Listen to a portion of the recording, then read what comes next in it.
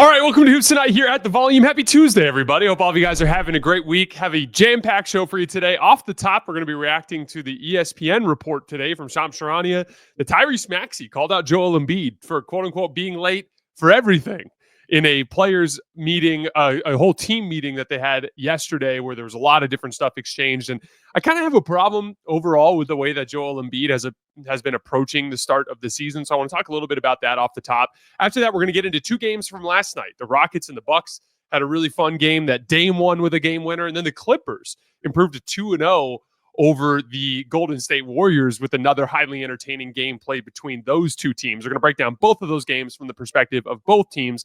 And then at the tail end of the show, we have an episode of Timpf's Tape with 16 clips that we're going to go through that primarily focuses on those two games with some visual examples of the things we were talking about. You guys know the drill. Before we get started, subscribe to the Hoops Tonight YouTube channel so you don't miss any more of our videos. Follow me on Twitter @_JasonLT so you guys don't miss show announcements. Don't forget about our podcast feed, wherever you get your podcasts under Hoops Tonight. It's also helpful if you leave a rating and a review on that front. We also have brand new social media feeds on Twitter, Instagram, Facebook for Hoops Tonight. We're releasing some reels and stuff like that. Make sure you guys follow those pages. And then last but not least, keep dropping mailbag questions in the YouTube comments. I'm recording a mailbag on Thursday afternoon that's going to run on Friday.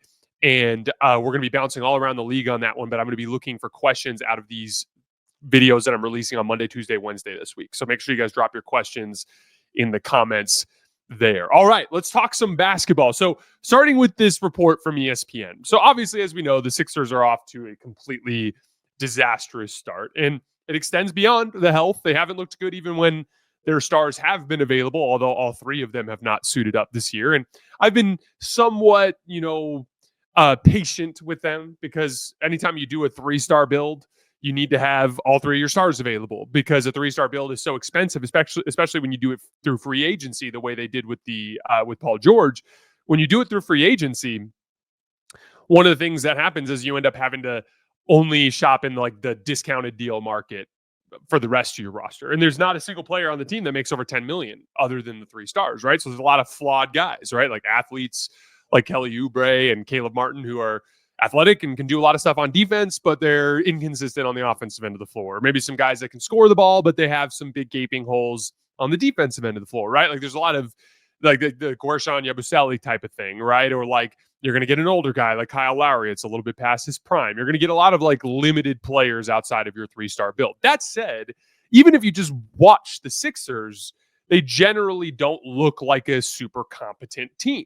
There are lots of teams around the league that have had bad health luck in various ways to start the season, and yet they win through infrastructure because there's a culture that is established from the top down that permeates through the roster, and it leads to everybody playing above what they're typically capable of, and it leads to a certain floor that's going to get you more than 2 wins, especially in an Eastern Conference where you're playing a schedule with a lot of favorable matchups. I'm pulling it up right now, but I would venture to guess the majority of the games that Philly has played this year against teams that are below 500. And it is. They have played 6 games against teams that are below 500, and they're 2-4 in those matchups. Like that's, if you're a competent organization, you should at least have a certain floor that can hover around 500 or better against the limited teams in the league when you're down your stars. And this is where I have a problem with the situation with Joel Embiid. And so for the people that have not read the article out there, last night the Sixers had a big team meeting.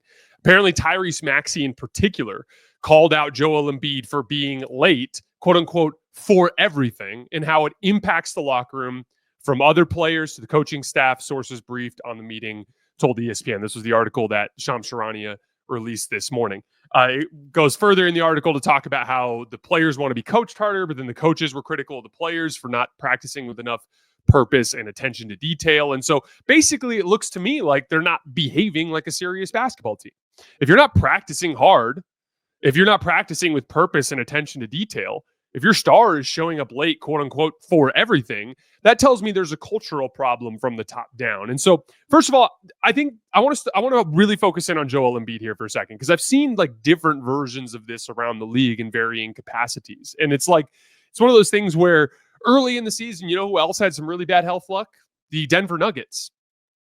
And they just, Nikola Jokic just went to his basically went to his sliders and just turned everything up to compensate for the guys that were out of the lineup. And his approach was, I have to do as much as possible to carry this team until my guys get it together, and then maybe we can go on a more serious run later. It is a cultural thing from the top down that is established throughout the organization. I look at Golden State, and there's even a stretch where Steph Curry was gone for a part of the year with that ankle injury, and they rip off wins. They rip off wins because there is a culture that is established from the top down that permeates through the roster. There's a style of play. There's a commitment to excellence throughout the organization. And I think way too often when we're evaluating basketball teams, we don't factor in that element of leadership from your best player. If your best player views himself as above the rules, if your best player is skimping on the work, if your best player comes into camp way out of shape and completely unready to play, if your best player isn't committed to the work, it gets that much harder for you as an organization to establish that culture all the way down the roster. And here's where I have a big problem with it. Joel Embiid's mad. He's mad that his team hasn't been very good. He was openly politicking this summer, took Paul George to a playoff broadcast and sat on a studio desk and flirted and hinted at the idea that they were going to be together. You heavily pressured your front office to put themselves out there and overpay for an aging Paul George so that you could have this 3-star build with Tyrese Maxey, Paul George, and Joel Embiid and potentially make a title run. If you're going to do that, fine. I understand that as a competitor. You want firepower. You want to give it a shot. You see the talent around the league. You see Boston. You see what the Knicks are doing. You see what the Bucks did going to get Dame. You look at how talented Oklahoma City is and all these teams out in the Western Conference. There's all that depth of talent. And you look at it and you go, we need firepower. I get that. I have no problem with that. I even said this summer, if you're Philly, you have to do it. You have to do it because there's urgency with Joel Embiid. And free agency was your best pathway to improve the roster. Paul George was the best guy available. You did what you had to do. The Sixers held up their end of the bargain. Your end of the bargain now, Joel Embiid, is you have to be Jokic. You have to be Luke. You have to behave like the best players at the league, at the top of the league, which means you have to show up at the start of training camp ready to fucking go. You have to get your body right so that when the season starts, you can lead your team out the gates, establish culture, establish that attention to detail and that pursuit of excellence, show up on time for everything, lead by example, hold your damn teammates accountable, make sure they're meeting you at that level. If you are able to do that, then your team can establish culture. Then you can establish that attention to detail and pursuit of excellence. Then you can raise your floor to the point where, oh, my knee's a little bulky. I have to miss a couple of games. It's okay. We're in the Eastern Conference. We're going to win these games. It is possible to establish a higher floor than the Sixers have demonstrated this year, even with the roster limitations that they have beyond their 3-star build. But it has to start from the top. I ranked Joel Embiid 11th in my player rankings among the superstar tier this year. There was 11 players I viewed in the tier. It was Jokic, Luka, Giannis, Shea. I think it was Ant, AD, Tatum, LeBron, KD, Steph, and Embiid. I ranked Embiid 11th because I said he doesn't attack the regular season from start to finish, so you can't rely on him to just be out there and available and ready to go at all times, okay? And then 2, his game has a certain limitation when it gets to the postseason. Right. And then 3, he's kind of somewhat difficult to build around in the sense that he's kind of shoehorns you into specific styles of play on both ends of the floor. Now, all of a sudden, your roster build kind of has to cater to his style of play. But the big one there at the beginning is, how do you establish from start to finish in a regular season a championship culture if your star is going to, on one hand, go out and openly politic for you to go all in as a front office on this season, and then come out the gates this season bullshitting? Like it's embarrassing for Joel Embiid. It's a classic example of what separates him from the guys that are actually at the top of the league that have anchored themselves there and have had the success that he's been unable to achieve. And quite frankly, it's juvenile. It's juvenile behavior to, as a professional who openly communicates about how he has a goal of winning a championship and being renowned as the best player in the league, then go behave like the best player in the league. The best players in the league aren't acting this way. The best players in the league aren't having to be called out and held accountable by their co-star for not showing up to damn meetings on time. It's embarrassing, man. And like I just can't get over the fact that he politicked the way he did this summer for the front office to go all in, and then he came in this season and he's not going all in. It's mind blowing to me. But like, here we are. It's not even Thanksgiving, and we're getting heavily reported tell-all pieces about all the shit that's going on behind the scenes because you can't behave like a professional. It's just, quite frankly, I'm not interested in hearing Joel Embiid's name among the top players in the league until he starts acting like one of the top players in the league. It's not something I'm interested in.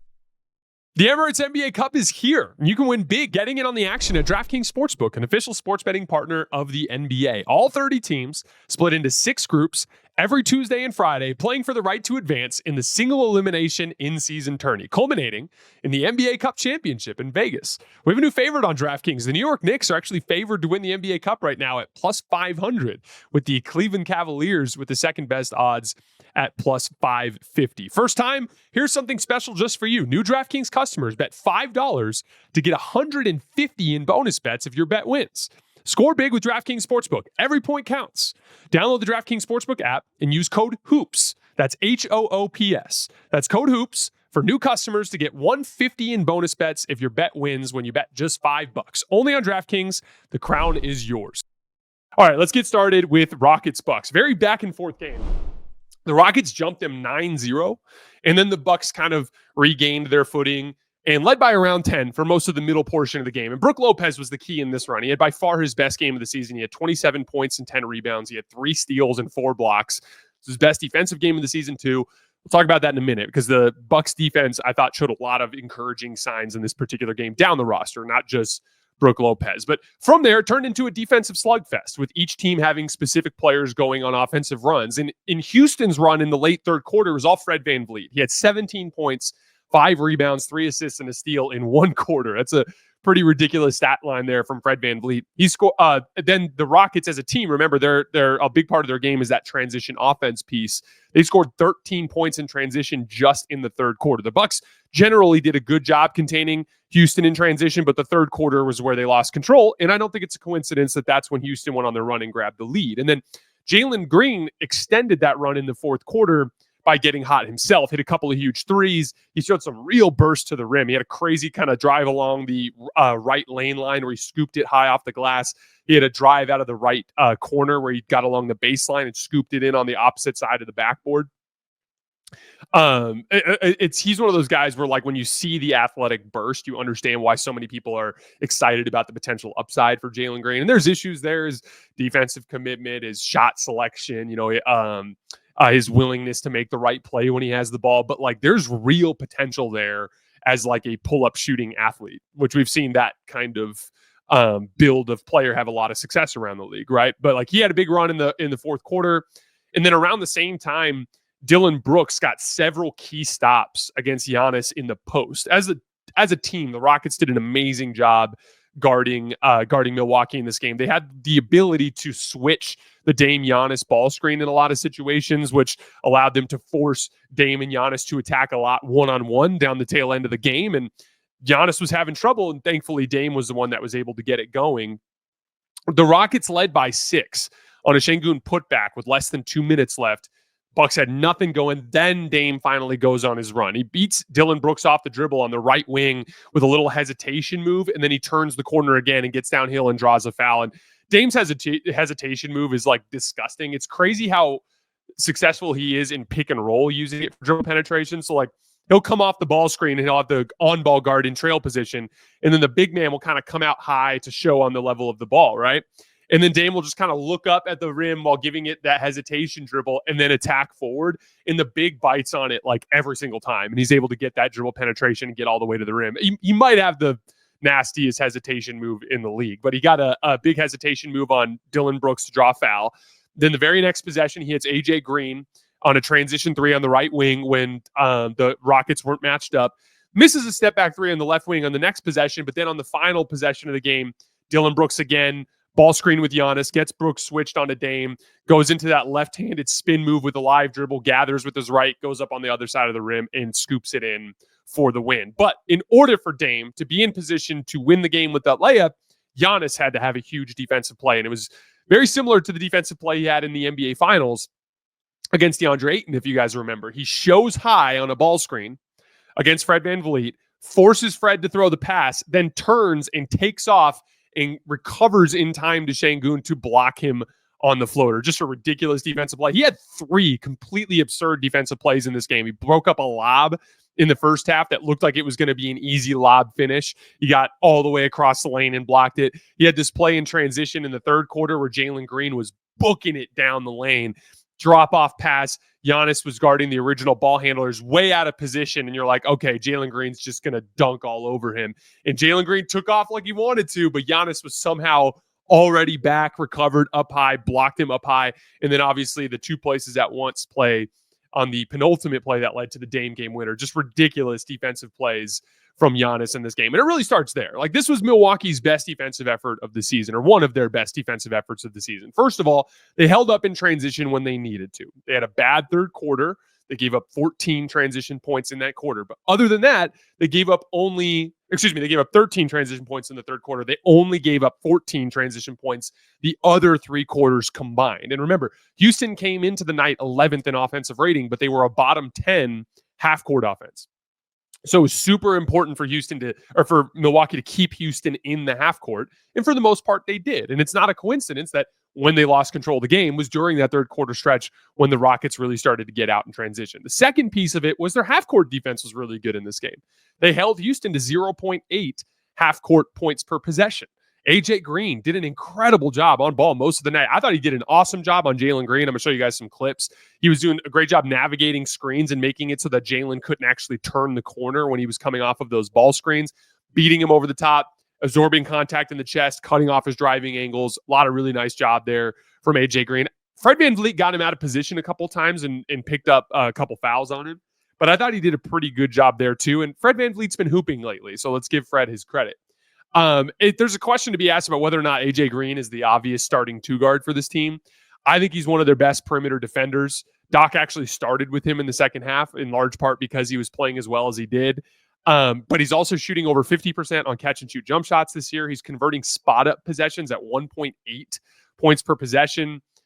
I think there's a serious question to be asked here about whether or not the Bucks should just start him at the 2 moving on. But Brook and Giannis had their best defensive game of the season, in my opinion. 10 steals and blocks between the 2 of them combined, 20 defensive rebounds. They were all over the place, cleaning up anything that got through their perimeter. This is what the Bucks have to do. They have to attack on the defensive end throughout the season because they have so many limited defensive players. So their pathway to success is a sharp, disciplined defense and an elite offense, right? The sharp, disciplined defense might only get them into like the 13 to 15 range in defensive rating in the big picture, but it'll be good enough for their offense to carry them over the top. But in order to achieve that level of defense, 1, playing the right guy at the 2, I think a guy like AJ Green could really have matters there. And then 2, everyone's got to be committed to the details. And what that means is your good defensive players, guys like AJ Green, guys like Brook and Giannis in the starting lineup, Chris when he comes back, those guys have to be really good. And then the limited guys that come in have to be held accountable to the details so that at the very least, they're not making catastrophic mistakes that are continually giving you problems. Like there was a play where Dame got just absolutely toasted on a left to right crossover by Jalen Green. I think it was in the second quarter. And it's like, if that happens, like there's just no help. He's going too fast. There's nothing you can do. So like you got to provide some resistance. And so there's got to be a conversation there where it's like, okay, look, Dame, I understand you're saving your legs, but like these plays where you just get absolutely fried, they can't happen. You got to find a way to flatten out these drives a little bit. There's got to be a little bit more effort, right? Bobby Portis and some of the mistakes he's been making this season. You have to like hold those guys accountable and build a good core of habits so that it's less likely that you run into any of these issues. You run into some of the major issues against specific matchups. If you have a strong backline, if you have Brook and Giannis playing at the level they're capable of, and you have the guys who are limited defensive players at least doing their jobs, even if they're not doing it great, if they're just doing their jobs, you can reach an appropriate level of defense to win games in the NBA.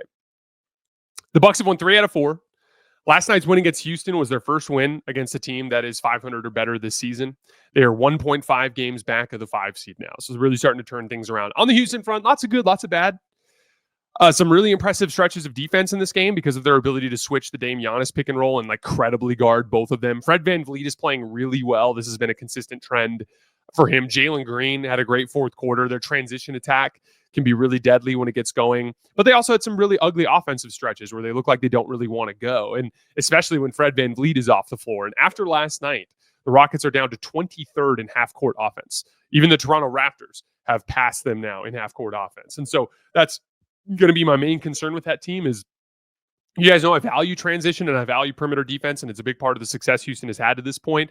But I also think it can be ugly if you are incapable of scoring in the half court, which has been an issue for Houston to start the season. All right, moving on to the Warriors and the Clippers. An interesting matchup. Two very similar defenses in the sense that they have a ton of perimeter speed and length, but two very different offenses in that the Clippers are a brute force, spread, ISO, spread, pick and roll type of team. And the Warriors are a ball and player movement type of team. The Clippers ended up controlling this game throughout, in large part because they just had a much, much better shooting night.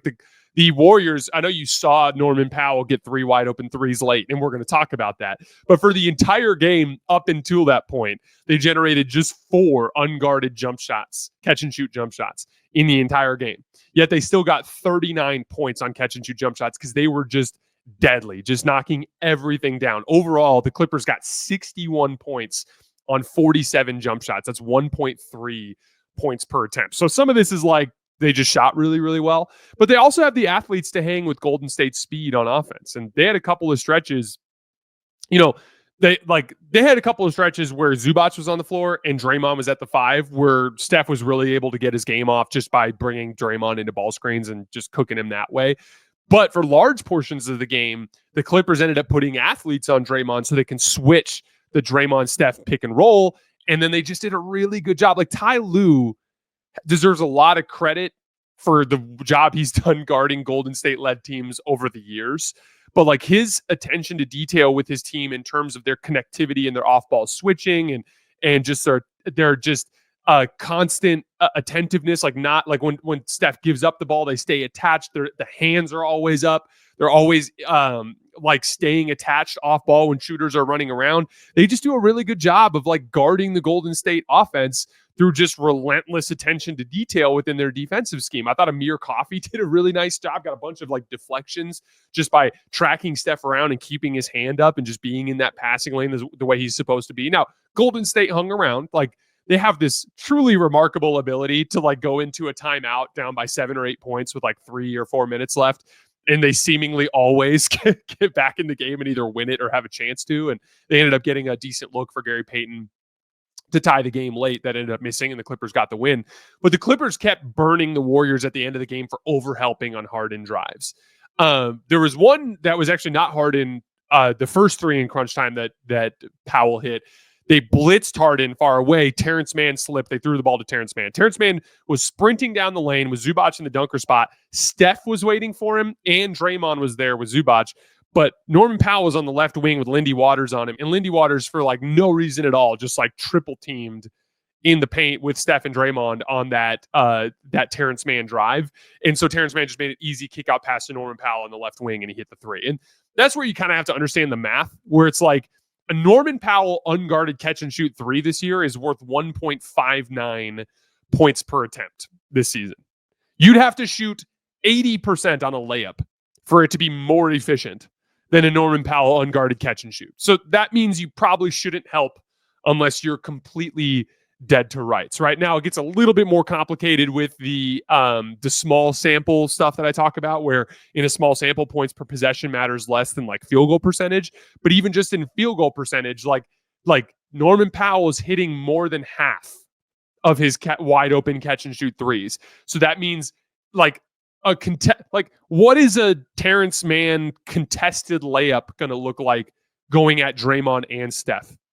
Say he drops it off to Zubac. We've seen Draymond blow up plays like that before. So I would kind of just trust Draymond and Steph to hold that under control, and I'd stay closer to Norman Powell in that situation. But then the last 2 threes that Norman Powell hit, they were technically an overhelp too, but it was actually a very smart weak side spacing concept that Golden State was using, or that the Clippers were using, excuse me.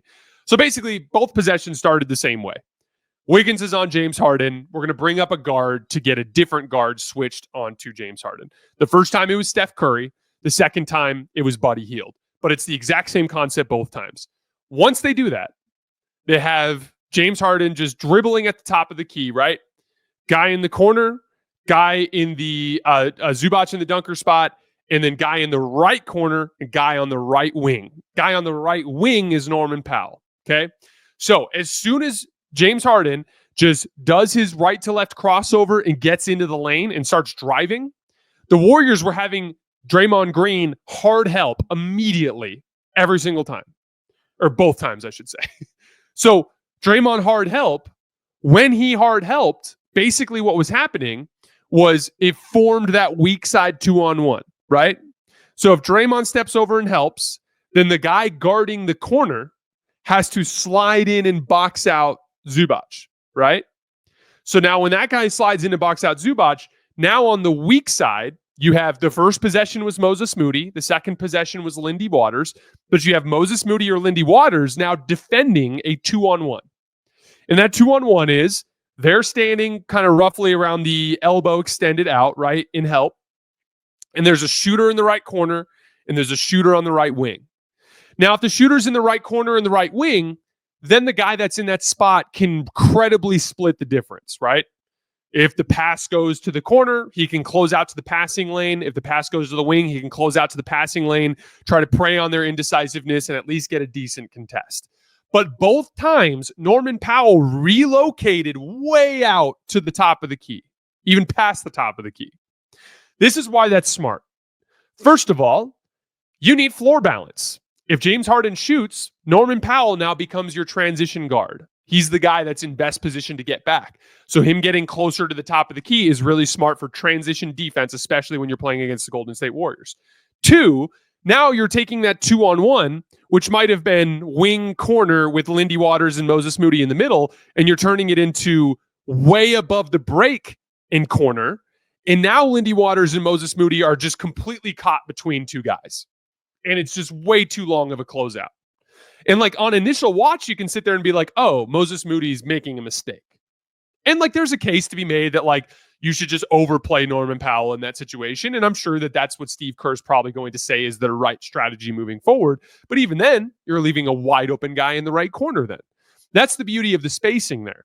As soon as James Harden is getting 2 to the ball, but he's doing it through Draymond Green on a hard help on a drive. So if that is putting 2 on the ball there's an automatic 2-on-1 on the weak side. And just by creating additional space there, you make it impossible to guard that guy, those 2 guys with 1 player. I thought it was a really smart concept that the Clippers repeated at the end of this game to get wide open threes for Norman Powell. So like option 1 is don't have Draymond Green hard help as much so that you can stay home off the ball. Option 2 is at least stay home with Norman Powell to make somebody else make a shot because Norman Powell is just probably not going to miss, right? But I thought that was an interesting kind of chess match at the tail end of the game. Golden State in this game got just 0.81 points per half-court possession. Thought that was fascinating. Steph and Andrew Wiggins got off, but Steph's a superstar who's been playing really well in the last couple of weeks. And Andrew Wiggins, against a team like the Clippers, has a lot of physical advantages because the guards that play for the Clippers aren't overly tall, right? So like he's bigger, stronger, more athletic than a lot of those guys. So not a huge surprise that those guys got off. But every other Warriors guard struggled to get their game off. Buddy Hield struggled. Lindy Waters wasn't getting his game off. Like they were, Brandon Podziemski had a rough night. Like that's some of the reality of their personnel limitations. Now, again, the Clippers had an outrageously good shooting night. So in the large sample, the Warriors are going to be fine. I think they're going to be one of the top 2 or 3 seeds all season because of that build. I'm just a huge believer in that build. The question is whether or not the Warriors will need more firepower for higher leverage matchups down the line. And I guess we'll find out in time. I know that there's kind of a civil war among Warriors fans about that. I tend to think that they need more firepower. Some Warriors fans think they don't. I guess in time we will find out. All right, let's get into our film session before we get out of here for the night. So, starting with the Houston-Milwaukee game. I'm going to start with just a couple of plays that I thought were fascinating and some different notes, and then we'll get to the end of the game. So this first play was an inverted ball screen, and another example of how bigs kind of struggle to navigate these sorts of situations. So watch as Şengün gets ready to catch this screen from Fred VanVleet. Look at how Brook Lopez opens way up to the right-hand side for Şengün. He's doing this because he's going to go under the pick. So he's preparing to take a slide step here so that he can meet Şengün over here. But because his footwork is so crossed, his back is turned towards the left sideline. Now it's really easy for Şengün to cross over. Because he crosses over, he gets really deep position, and Brook recovers. But when he's this deep to where he's basically underneath the basket, it's so easy for Şengün just to pivot over his left shoulder and knock down the hook shot. So another example of why inverted ball screens work so well, as long as you have a big guy who can handle the ball well enough. This was an interesting sequence, I thought, in Giannis's passing development, in the sense that I've talked a lot about how I like Giannis more operating with a cleared side because of his past and how he struggled with some of the higher level playmaking. But when you can do it out of the middle of the floor, the spacing is better. So because you're able to occupy this corner, as long as you're able to read this guy and not get spooked by a double, then you can actually read this side of the floor a lot easier, right? In this case, Dillon Brooks is zoning up, right? He's basically ignoring his man and sitting in the paint. Look at that. See, it's essentially a soft double team. So then Brook Lopez is able to cut through. As Brook Lopez cuts through, Şengün has to tag him. And now Jarrell Wright ends up wide open in the left corner for three. So it's an example of if you can get to that level as a playmaker where you feel comfortable understanding what's happening behind you, then you can actually create better spacing in front of you. And that's why all the best passers in the league actually work out of the middle of the floor. But there are just guys who struggle with it. And Giannis at times in the past has struggled with it. But I like the idea of seeing if it's something that he can get better at.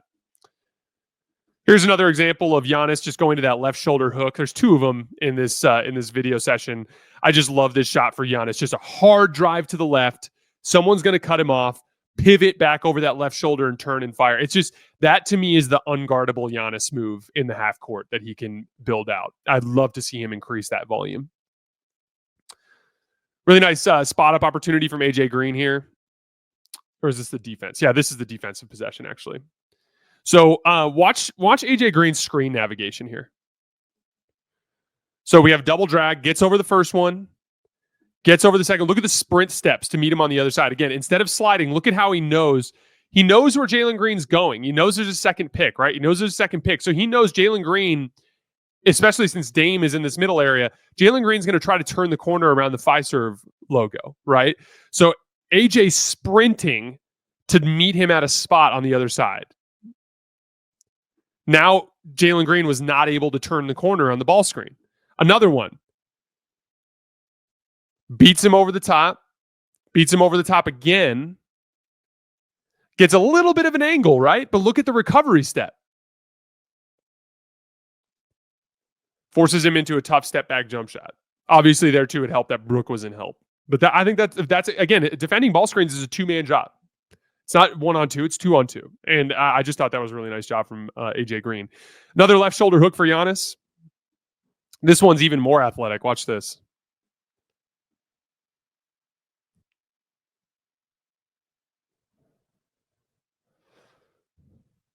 Beautiful move. Love that shot for him. I want to see him build that shot out. Really nice closeout attack here from AJ Green. Again, converting spot-up possessions this year at 1.18 points per possession. Pump, 2-dribble pull-up. Beautiful work. I thought this was a fun example of the off-ball action we've been seeing around the league, where you throw the ball to the high post and you basically let your big man operate as a passing fulcrum. Now, the genius of this one is AJ Green's going to be thinking switch here. Jarrell Wright's going to be thinking switch here because it's a guard-to-guard action, right? But we're going to see, is that Amen Thompson, slip out of it. Amen Thompson slips out of it. And so because Amen Thompson slips out of it, Jarrell Wright is now out of position and AJ Green's out of position. So AJ Green has to turn his head and sprint into recovery. Look, see, he turns his head and gets his hand up because he's like, oh shit, back cut, okay? So because Darrell Wright was expecting a switch, meaning like he was expecting Amen Thompson to come off that screen, and so AJ would be guarding Fred and he'd be guarding Amen. Now he's in trail position on Fred VanVleet. Now he's curling, and because AJ Green got beat on the back cut, or not beat, but like because he had to cover the back cut, he doesn't have his head showing towards the ball, so he's not able to help. So now Fred's going downhill, and AJ's not in position to help because he was watching Amen, and we get an easy layup. I love the idea of using a passing fulcrum at the top of the key for off-ball action. It's one of my favorite things that I'm seeing NBA teams do more often this year.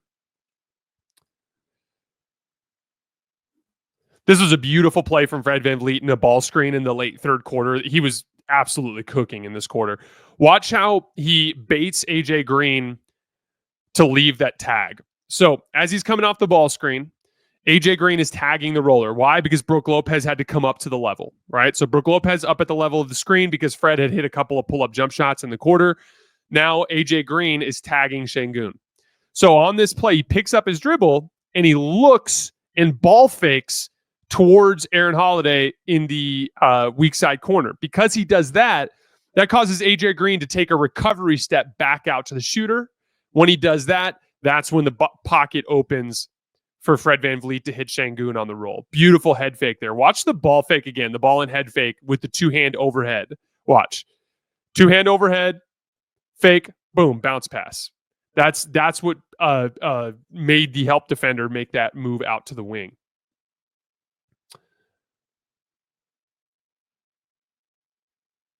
This was the play. I thought this was a huge sequence. This is the play where Dame, again, nothing was going for the Bucks in crunch time because Dillon was doing a great job on Giannis.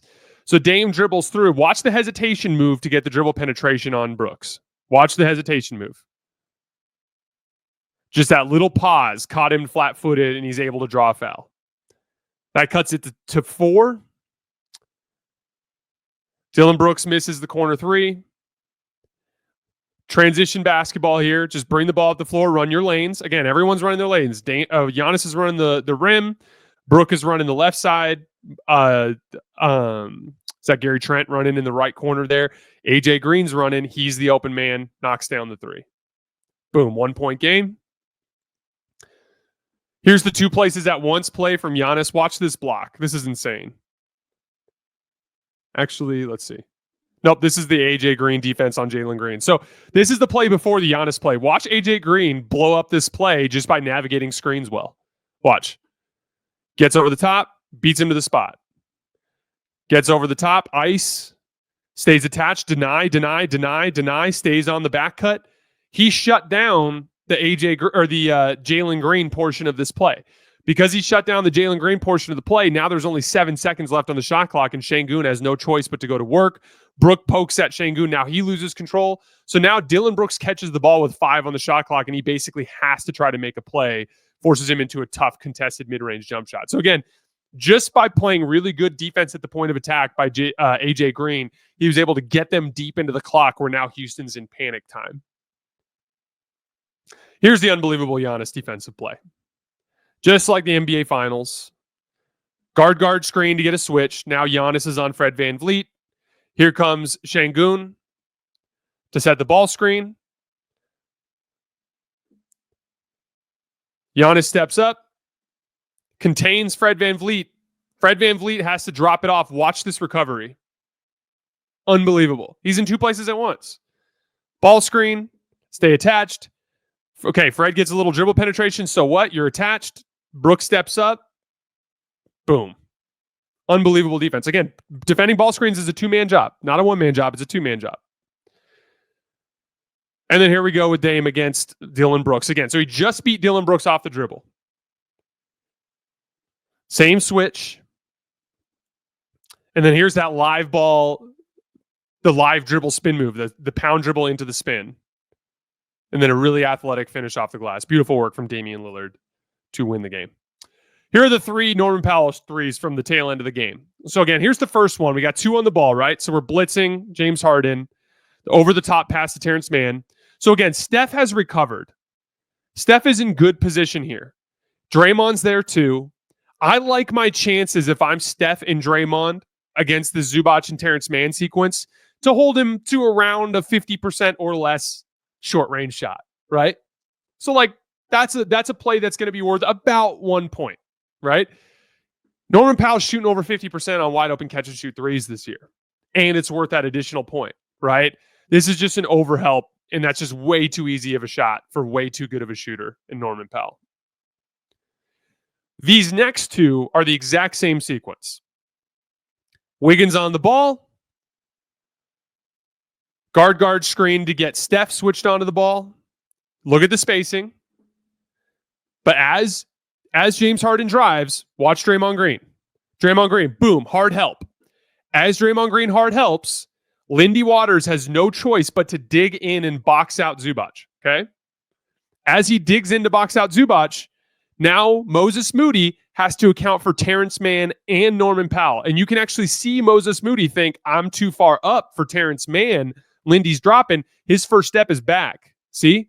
His first step is back towards Terrence Mann. But all he's doing is splitting the difference, and technically he's doing his job. Technically, Lindy Waters has the inside position on Zubac. They're double teaming James Harden. Norman Powell's the option. Terrence Mann's the option. And now, I would argue your best bet here is to overplay Norman Powell and make Terrence Mann make a shot. But guess what? Terrence Mann can knock down that shot too. And that's the beauty of the spacing here. But Norman Powell relocates among the top. Now the closeout is way too long. Look at this. So this is the 2-on-1 that Moses Moody is accountable for. Lindy Waters boxing out. Here's our 2-on-1. That's just a really tough spot to be in. Very next possession, exact same thing.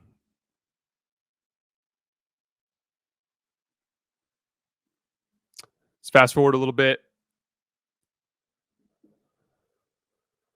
So we got our guard screen in the backcourt, if I remember correctly.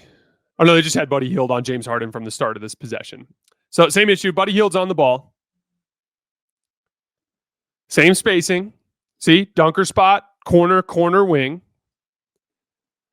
Same left-handed drive. Okay. Same Draymond Green help, except for now the defensive roles are switched, right? So Andrew Wiggins is now the guy that's got to drop and account for Zubac, right? Boom. So here we go. There's our double team of James Harden. There's Andrew Wiggins preparing to help with Zubac. Now Lindy Waters is in the 2-on-1 with Terrence Mann and Norman Powell. Watch Norman Powell relocating. See, it's just too long of a closeout for him to account for. And again, like, yes, you make Terrence Mann shoot instead, but that would have just ended in 2 wide open threes for Terrence Mann instead of Norman Powell. And he's been shooting the ball well too. So, again, I just thought that was like an interesting spacing concept and an example of how like just getting to your position on the floor where it makes the defense's job hardest when they need to cover ground in rotation will give you higher quality shots. All right, guys, that is all I have for today. As always, I sincerely appreciate you guys for supporting me and supporting the show. We will be back tonight after the final buzzer of Cavs Celtics. I'm going live on YouTube to break that game down for Hoops tonight, but I'm also going live on Watch Playback during the game with a couple of my buddies to break it down as it's happening. So follow me on Twitter at _JasonLT so you guys see the link for that when the time comes. All right, I appreciate you guys. I'll see you later tonight.